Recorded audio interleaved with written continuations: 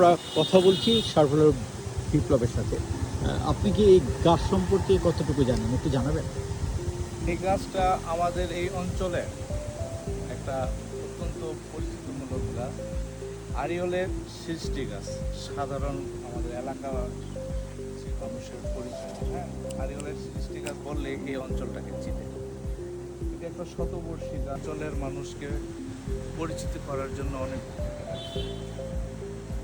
যুগ যুগ ধরে আমাদের জেনারেশন টু জেনারেশন সবাই এই অঞ্চলে আসলে এই অঞ্চলকে চেনার জন্য এই গাছটাকে স্মরণ করে।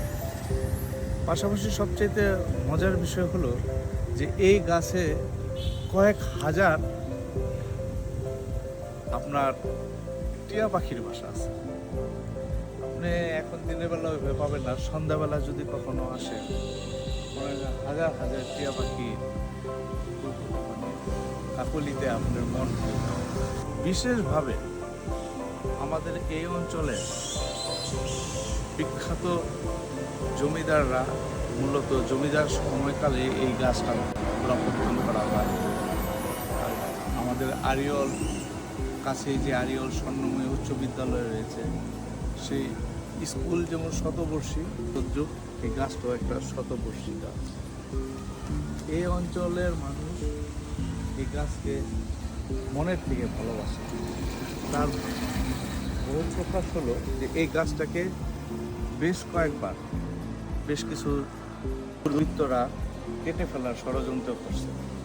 যখনই এই ধরনের ষড়যন্ত্র হয়েছে, স্থানীয় লোকজন রুখে দাঁড়িয়েছে। বিভিন্ন সময়ে এই গাছটাকে যেভাবে হোক একটা সংঘবদ্ধ গ্রুপ ধ্বংস করার চেষ্টা করছে, কিন্তু অত্যন্ত আনন্দের বিষয় যে এলাকার লোকজন কখনো এটা হতে দেয় না। আসলে এই গাছটিকে ঘিরে এখন স্থানীয় লোকজনের মধ্যে একটা ভীষণ আবেগ কাজ করে, বিশেষভাবে কাজ করে।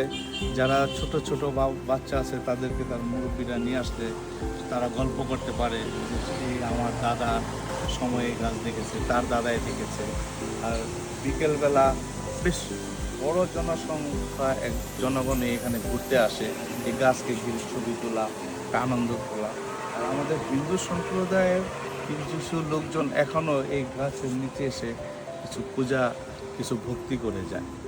আর এই গাছটা একটা অদ্ভুত জিনিস দেখেন, শুধু গাছ নিজে বেঁচে নেই, এই গাছের সাথে যদিও পরজীবী গাছ হিসেবে রয়েছে, কিন্তু অনেকগুলো গাছ, লতা গুল্ম পাতা বেঁচে আছে। সে আমাদের এই অঞ্চলের একটা যেমন ঐতিহ্য, পাশাপাশি এতগুলো প্রাণীকেও সে রক্ষা করতেছে। তার ছায়ার মধ্যে পাখি সহ সব কিছু বসবাস করে। আর আমাদের ছোট ছোট বাচ্চারা, ছেলে মেয়েরা সবাই এখানে এসে বিকেলে বেশ বিনোদন পায়, তারা ঘুরে যায়, ছবিও তুলে যায়। এই গাছ যেভাবে হোক রাষ্ট্রীয়ভাবে যেন সংরক্ষণ করা হয়, সেই ব্যবস্থা করার জন্য জোর দেওয়া হচ্ছে।